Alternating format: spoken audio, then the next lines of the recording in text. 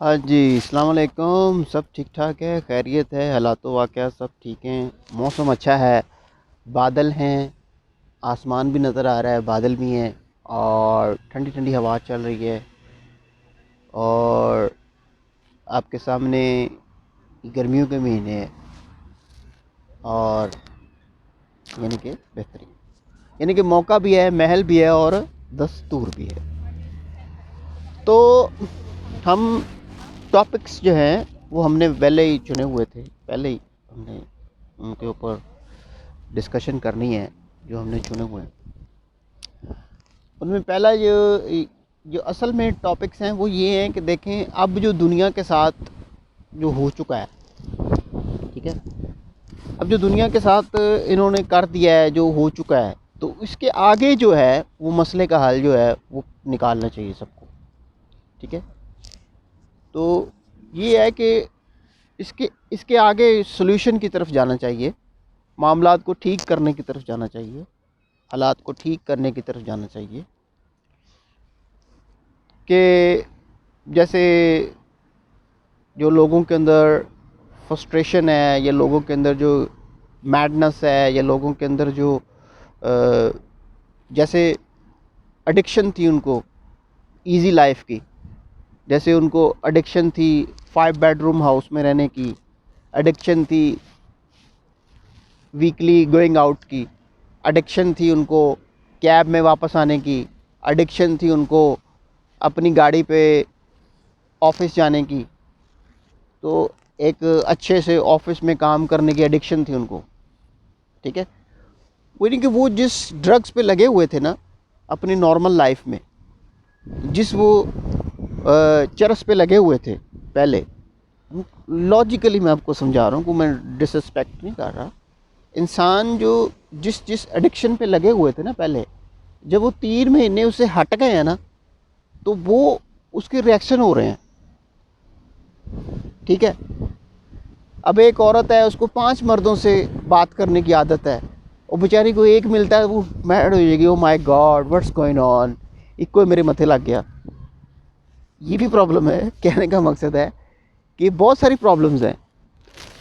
तो इधर तो स्यापा ये है ना, इधर तो लड़ाई ये है, इधर तो आपकी जो बीवी के साथ आर्गूमेंट होता है, या आपके पार्टनर के साथ आर्गूमेंट होता है, फीमेल अपने जो पार्टनर के साथ आर्गूमेंट करती है, उसका आर्गूमेंट यही है कि मेरी लाइफ में 50 हैं और मुझे सिर्फ तुमसे ही लॉयल्टी निभानी पड़ती है, तुमसे ही ऑनेस्टी निभानी पड़ती है। तो ये इसकी गर्दन में बहुत बड़ा सरिया होता है और ये उसके लिए बहुत बड़ी मुसीबत होती है।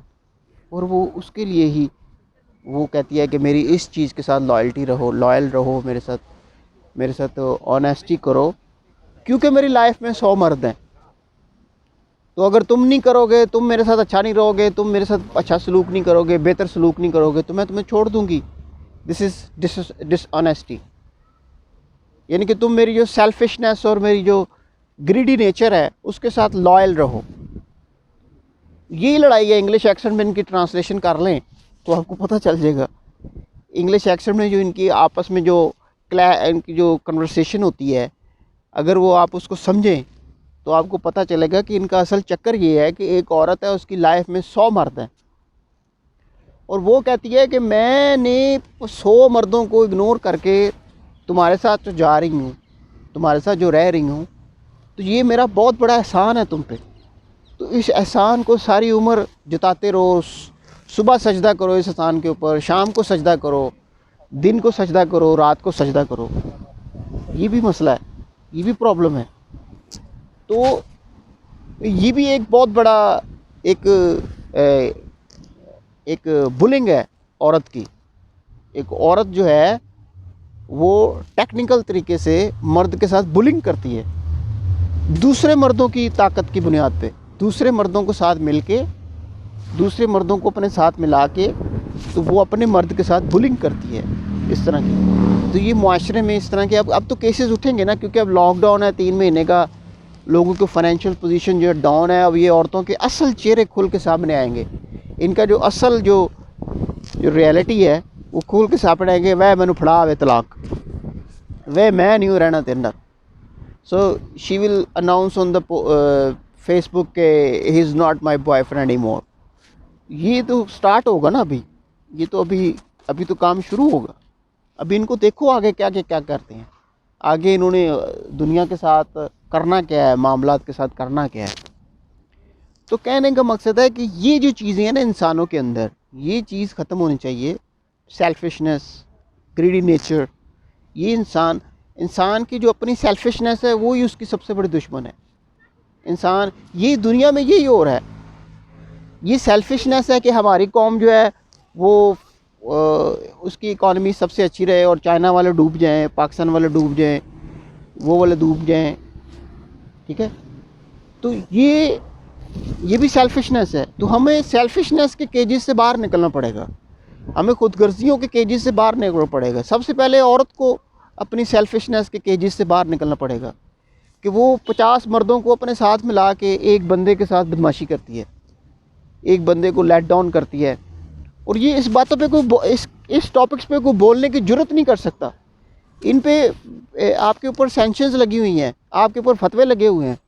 इन्होंने ऐसे आपके ऊपर प्रोटेस्ट हैं आपके ख़िलाफ़ टायर जलेंगे, आपके ख़िलाफ़ लोग इकट्ठे हो जाएंगे, जितने 2 नंबर मर्द हैं आपके ख़िलाफ़ हो जाएंगे कि भाई आपने ये क्या कह दिया, आपने ये गलत औरतों की नजायज़ इजारादारी के ख़िलाफ़ बात कर दी, तो आप तो बड़े गलत है। कहने का मकसद है कि मुआशरे में ऐसा हो रहा है, ऐसा होता है, ठीक है। एक औरत 100 मर्दों को रिजेक्ट करके जानबूझ के एक अमीर आदमी के साथ शादी करती है, वो 100 मर्दों को रिजेक्ट करती है और 100 मर्दों की ना वो डिग्री देखती है, ना उनकी क्वालिफ़िकेशन, ना उनकी अच्छी क्वालिटीज़, ना उनका कद काठ, उनकी खूबियाँ सारियाँ रिजेक्ट करके।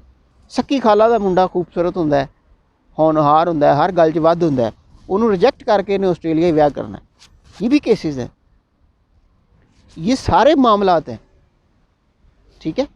तो इन्होंने 200 बंदे को रिजेक्ट करके तो एक अमीर आदमी से शादी करनी है, फिर उसकी 50% प्रॉपर्टी मार के, फिर उसके बच्चे भी छीन लेने हैं, फिर उसकी प्रॉपर्टी भी ले लेनी है, फिर अदालत में जाके कहना है कि ही इज़ नॉट गुड फादर, ठीक है। फिर अदालत में जाके कहना है कि ही इज़ नॉट गुड फादर, ये एक अच्छा बाप नहीं है। तो ये भी केसेस आते हैं दुनिया में, वो मर्द भी करते हैं, ये नहीं कि मर्द नहीं करते, औरतें भी करती हैं। तो मसला ये है कि मैरिजेस के ऊपर ट्रेडिंग बंद होनी चाहिए, मैरिजेस के ऊपर ये बिज़नेस बंद होना चाहिए, मैरिजेस के ऊपर ये फाइनेंशियल गोल्स जो हैं गेट करने वाला, जो to get financial goals system बंद होना चाहिए। ये भी लोग कर रहे हैं, ये भी हो रहा है। ये मुआशरे, अब एक बंदे और मर्दों के ख़िलाफ़ जो प्रोटेस्ट हो रहा है दुनिया में, वो सिर्फ इसलिए हो रहा है वो फाइनेंशियली कमज़ोर है। वो जो फाइनेंशियली कमज़ोर मर्द हैं, सब उनके ख़िलाफ़ प्रोटेस्ट हो रहा है अब दुनिया में, देख ले जाके जिधर जब के।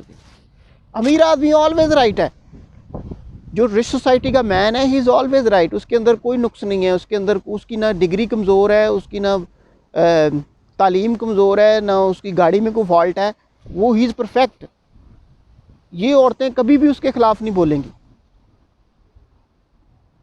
कितनी औरतों ने बिलावल भुट्टो के ख़िलाफ़ इल्ज़ामात लगाए हैं, कितनी औरतों ने अपना शहबाज शरीफ का जो बेटा था उसके ख़िलाफ़ सिर्फ एक केस आया था, वो भी निकाह का, वरना कई औरतें आज तक चुप हैं। शहबाज शरीफ के ख़िलाफ़ कई औरतें चुप हैं। तो rich man is always right, always right, उसके अंदर कोई बुराई नहीं होती, उसके अंदर कोई वो गुनाह करता ही नहीं, क्योंकि इन सब की खामोशी ये दलील है कि ही इज़ ऑलवेज़ राइट। और गरीब जो बंदा होता है, जो फाइनेंशियली कमज़ोर है, उसका कसूर ये है कि वो फाइनेंशियली कमज़ोर है और ये सारे अपना अपना हिस्सा डालते हैं उसके ख़िलाफ़।